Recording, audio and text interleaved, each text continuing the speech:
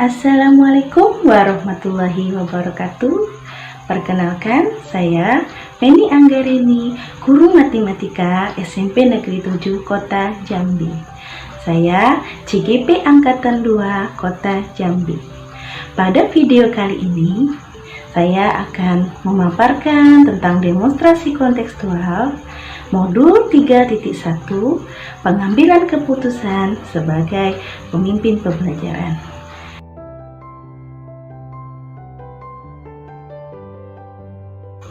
Bagaimana cara saya mentransfer ilmu yang saya dapat pada program pendidikan guru penggerak ini, khususnya pada pengambilan keputusan sebagai pemimpin pembelajaran? Langkah yang pertama saya lakukan yaitu saya akan berdiskusi dengan pemangku kebijakan, kepala sekolah, dan juga wakil-wakil kepala sekolah beserta guru pendamping tentang materi pengambilan keputusan sebagai pemimpin pembelajaran. Selanjutnya, saya bersama teman-teman CGP juga akan membuat komunitas praktisi, di mana melalui komunitas praktisi tersebut, kami CGP bekerjasama dengan pemangku kebijakan, guru pendamping untuk berdiskusi mengenai pengambilan keputusan sebagai pemimpin pembelajaran.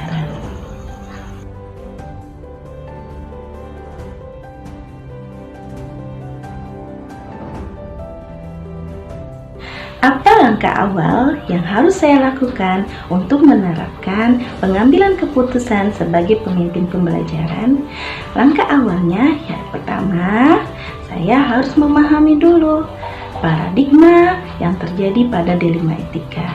Nah, paradigma itu terdiri dari 4, yaitu individu versus masyarakat, yang kedua kebenaran versus kesetiaan, yang ketiga keadilan versus kasihan, dan yang terakhir jangka pendek versus jangka panjang.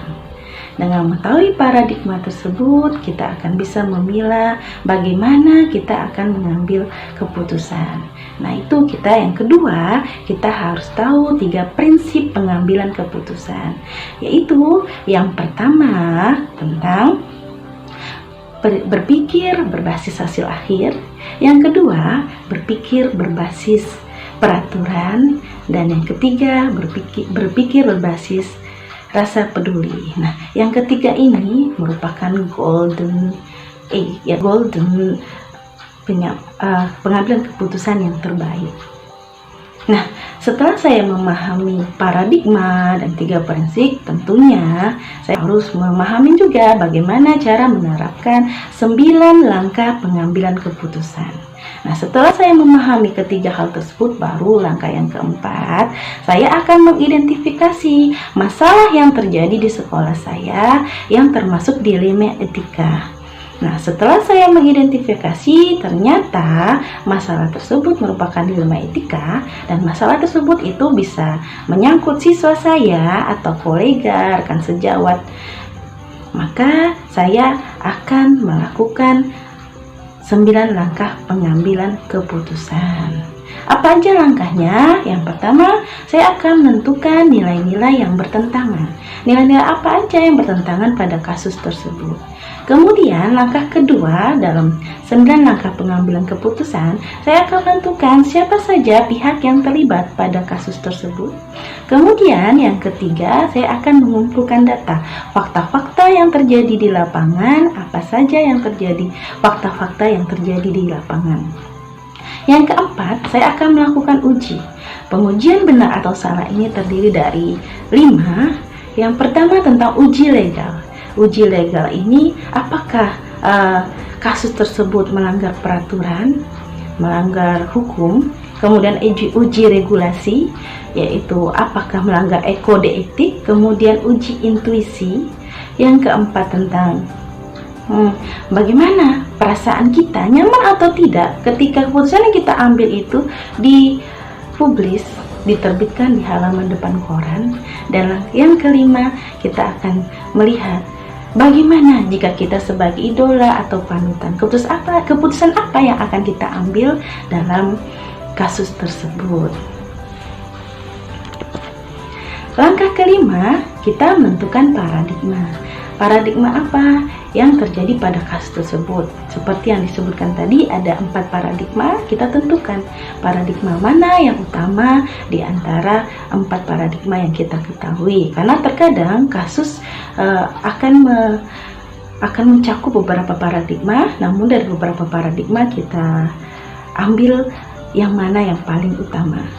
Kemudian yang keenam, langkah pengambilan keputusannya yaitu menerapkan prinsip resolusi. Ya, prinsip yang tadi ya yang saya sebutkan ada berbasis hasil akhir, berbasis peraturan, dan berbasis rasa peduli.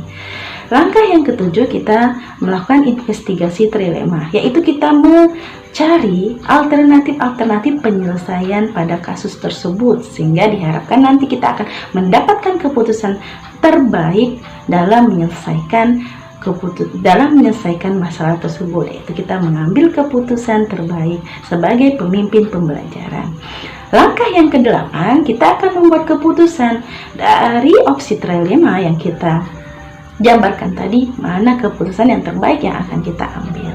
Dan langkah yang kesembilan, jangan lupa lihat lagi keputusan dan kita refleksikan apa yang kita rasakan, apa yang akan terjadi, dampak apa yang terjadi jika kita ambil keputusan tersebut. Nah,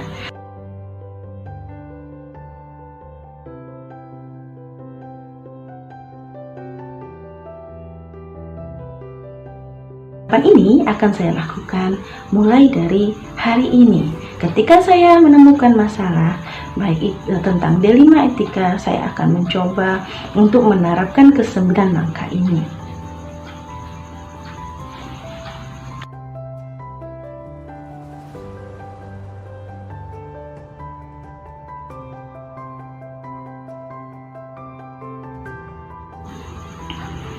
Orang yang akan terlibat dalam penerapan pengambilan keputusan sebagai pemimpin pembelajaran ini, yang paling utama adalah CGP, teman CGP. Kenapa? Karena mereka memiliki pemahaman yang sama, sehingga saya berharap kami bisa sharing, berbagi pengalaman, berbagi pengetahuan, berbagi pendapat bagaimana cara menyelesaikan kasus yang kami hadapi. Yang kedua juga saya akan berdiskusi juga dengan fasilitator, pengajar praktik, pengawas matematika yang kebetulan juga pengajar praktik, kepala sekolah, wakil kepala sekolah, dan rekan sejawat yang sekiranya memiliki kompetensi untuk mengambil keputusan sebagai pemimpin pembelajaran. Saya harapkan melalui diskusi ini saya dapat mengukur efektivitas keputusan yang saya ambil, dan tentunya dengan berdiskusi dengan banyak orang yang berpengalaman, maka kita akan mendapatkan alternatif penyelesaian yang terbaik. Demikian video demonstrasi kontekstual tentang pengambilan keputusan sebagai pemimpin pembelajaran. Semoga bermanfaat. Salam dan bahagia.